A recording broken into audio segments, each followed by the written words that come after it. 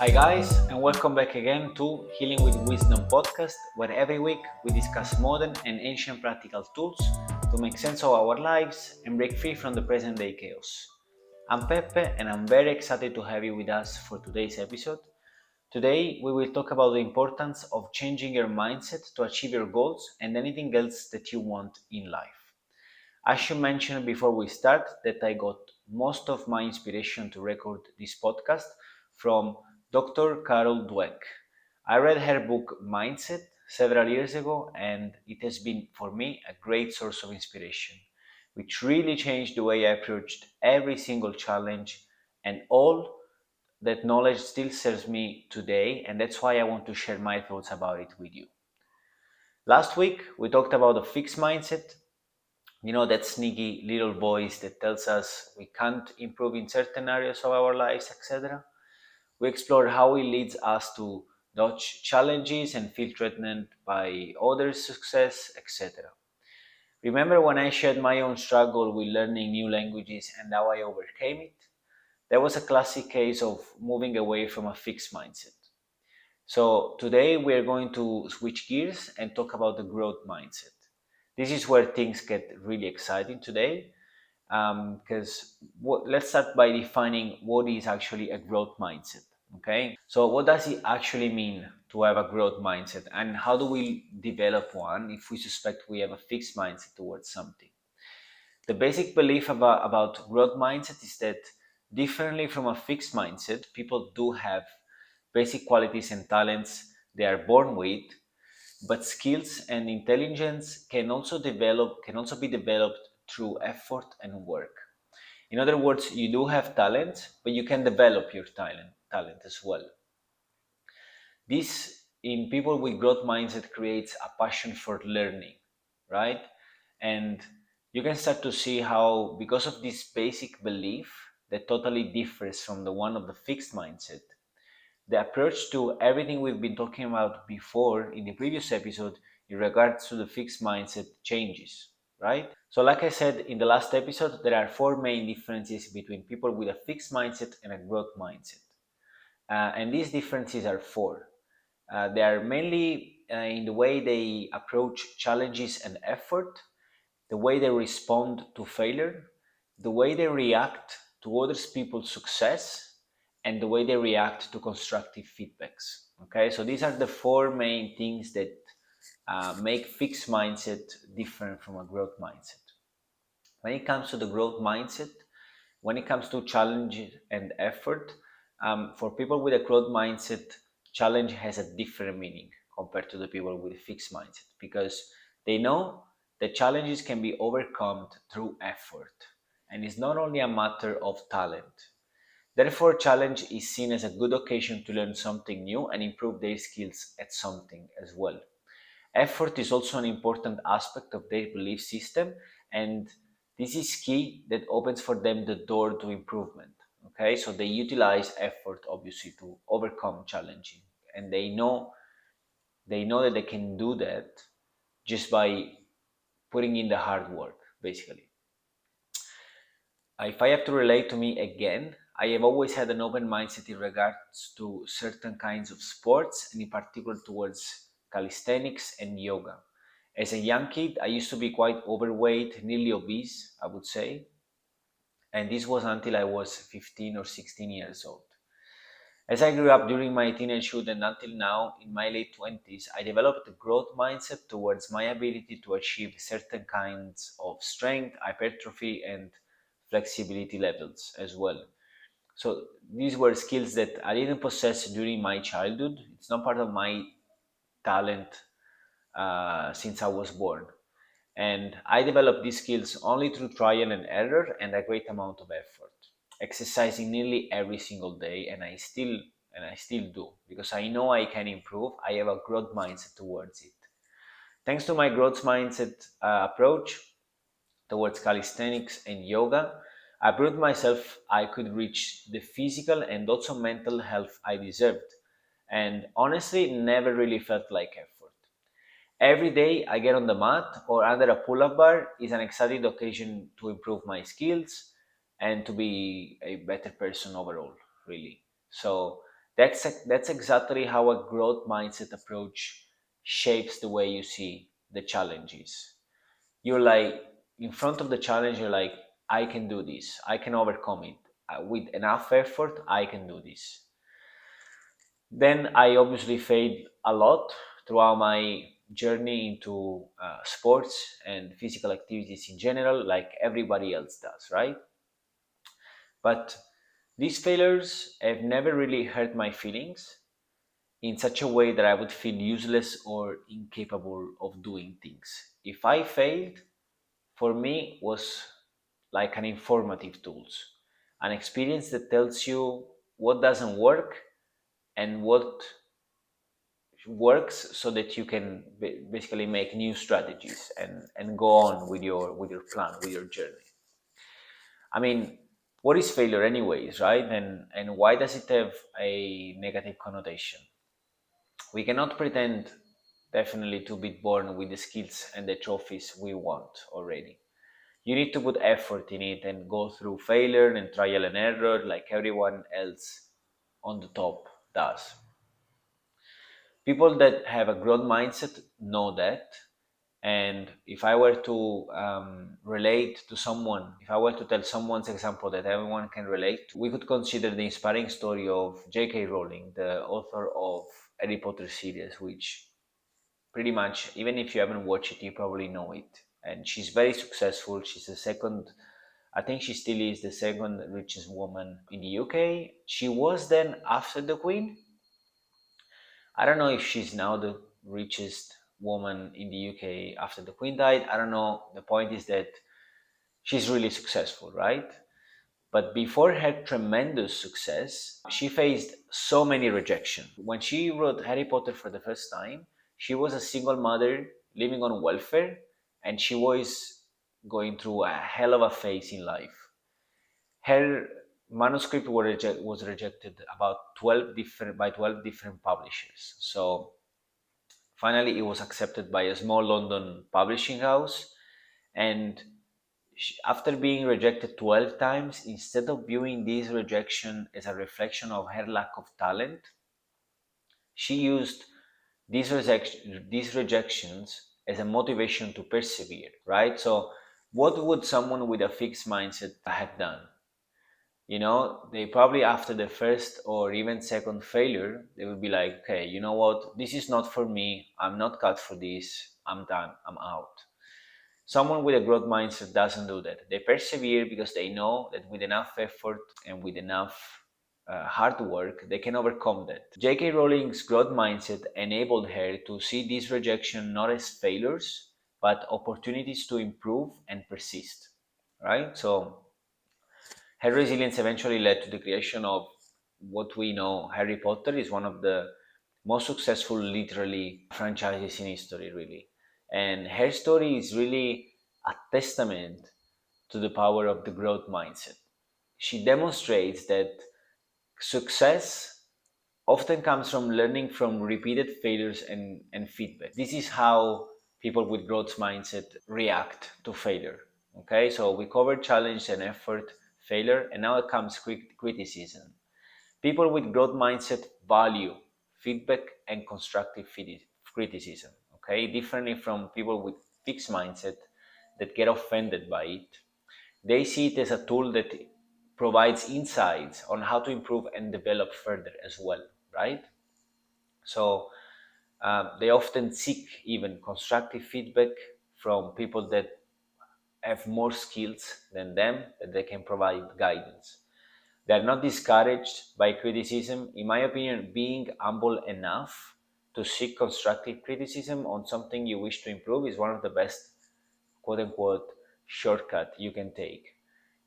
But it's not easy because sometimes ego gets in between. We often are not able to seek for help or feedback because we are afraid of the truth. We are afraid of something that will hurt our ego most of the times. If you think you have a fixed mindset towards something but you wish to learn that thing, maybe the best thing would actually to start asking feedback from people who know more than you. And believe me, that whatever it is that you are studying, if you're not number one in the world, there will always be someone that knows more than you. So reach out to them.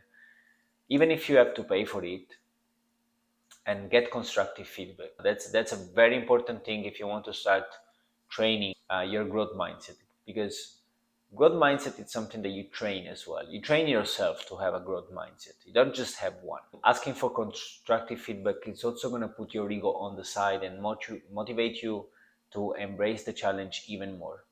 A beautiful example of someone with a growth mindset that was not worried about critiques, for example, was Steve Jobs. Steve Jobs has been, for me, a great source of inspiration.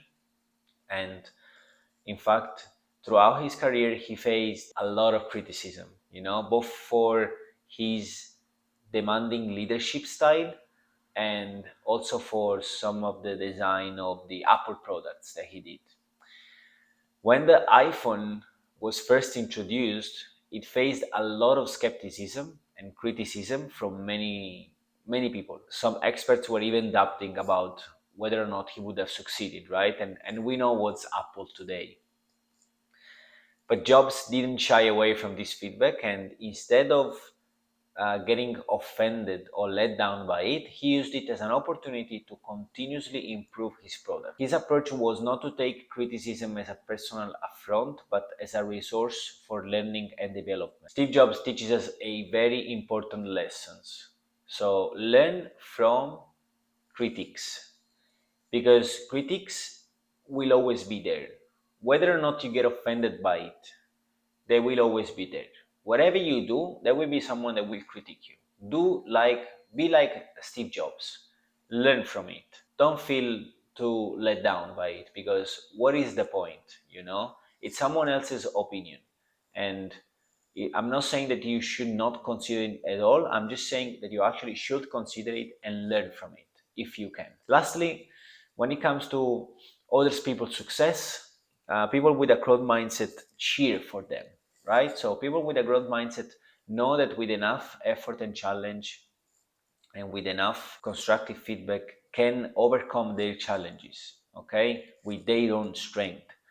That's why they are not afraid of other people's success. They're not triggered by it, and they feel joyful when their friends, family members, or even people they just merely know reach goals that they themselves have been putting effort into as well, even if they are direct competitors of something.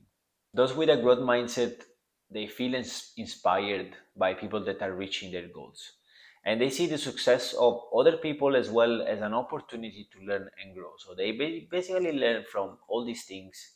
They see the positive in that. They try to grasp something and learn from whatever thing it is that they can learn from. So they are more likely to be motivated by others, viewing their achievements as example to learn from, rather than as a threat to their own ego or status. Now, just a quick recap of the growth mindset. What is a growth mindset? Is a pattern of internal thoughts and attitudes that, instead of limiting you, are going to make you grow and learn even more. In a nutshell. So the growth mindset makes you live challenges in a healthy and exciting way, considering effort part of the process, and makes you see talent as something that can develop through times. And also the growth mindset leads to a positive response to failure and constructive feedback as well. Now, as we come towards the end of the episode, I would like to address a crucial question. Are people born with a fixed or growth mindset towards something? The answer is quite fascinating, because the research that you can read about in the book Mindset of Carol Dweck that I mentioned before, this research suggests that our mindset are not innate, but they are significantly influenced by our experiences, right? So especially the praise and labels that we receive during childhood and adolescence. So praise and labels towards young kids, play a pivotal role in shaping our mindset, because when children are constantly praised for their innate qualities, like being smart or talented, they tend to develop, unfortunately, a fixed mindset. So the more you tell a kid that he has overcome certain things because of his intelligence and his talent and innate quality, the more they develop a fixed mindset. Why? Because they start believing that their abilities are static. So this can limit their willingness to take on challenging and persist, when they face hard tasks. Because, for example, when a child is praised for being naturally smart, they might start avoiding challenging tasks for fear or of no longer being seen as smart and talented, for fear of not receiving that praise again, and for the fear of being seen as dumb instead, right? So the more you praise being smart and talent and innate qualities, the more they think in their head. The process of thinking goes like, I am talented enough, I do not need to put in any effort because I already have it, I got it. And then when it comes the moment that they do have to put some effort into something, they won't feel like it and they will avoid the challenge altogether, because then they would lose the praise, right? On the other hand, when praise is focused on effort and strategy and persistence, that's what makes kids develop a growth mindset. Children learn to value hard work in that case and resilience. So instead of, when you're praising something, when you're praising your kids, or when you're praising, if you are a professor at school, it's very important to note that it's very important to choose the kind of praise that you are using to encourage them, right? Because instead of encouraging their ego, you should encourage them to embrace challenging and learn from their mistakes and see failure as a stepping stone to growth. So, in other words, this is what happens in a child head. When his talent is praised, he's like, all right, fine, I'm talented, I got this, I'm special, I do not need to work hard for anything, right? When his effort instead is praised, he's like, awesome. If I put in the hard work, I can do this.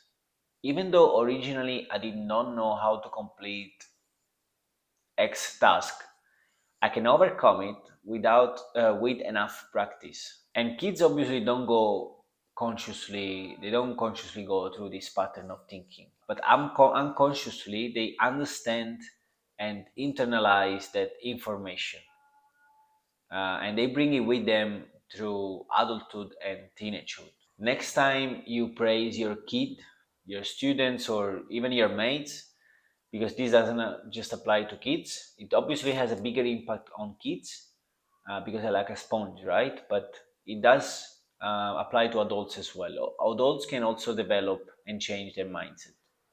So be mindful on this. You can play a very significant role in fostering a culture of growth and continuous learning, especially if you work in the education system. Now, as we come to an end of today's episode, I want to leave you with a practical exercise as always, just to help you identify whether or not you have a fixed or growth mindset towards different kind of areas. The exercise is pretty simple, but it's quite revealing. Don't feel too triggered by it. It can be a great starting point for your journey towards a growth oriented mindset. There's several steps. On step one, I want you to reflect on different areas of your life. You need to think about different aspects of your life, like career, education, relationships, hobbies, and health, and so on. So write down these categories. Take pen and paper and write down several categories of your life. Like I said, it can be the domain of relationships, your hobbies, career, etc. In step two, you will, for each category, ask yourself the following question: how do I approach challenges in this area? For career, how do I approach challenges in my career? Relationship, how do I approach challenges in my relationships? Hobbies, how do I approach challenges? Blah, blah, blah. Do I embrace these challenges or do I avoid them? What is my reaction to failure, to when I fail? Do I see it as a learning opportunity or as a level of my ability? So I want you to, think about these things and write it down.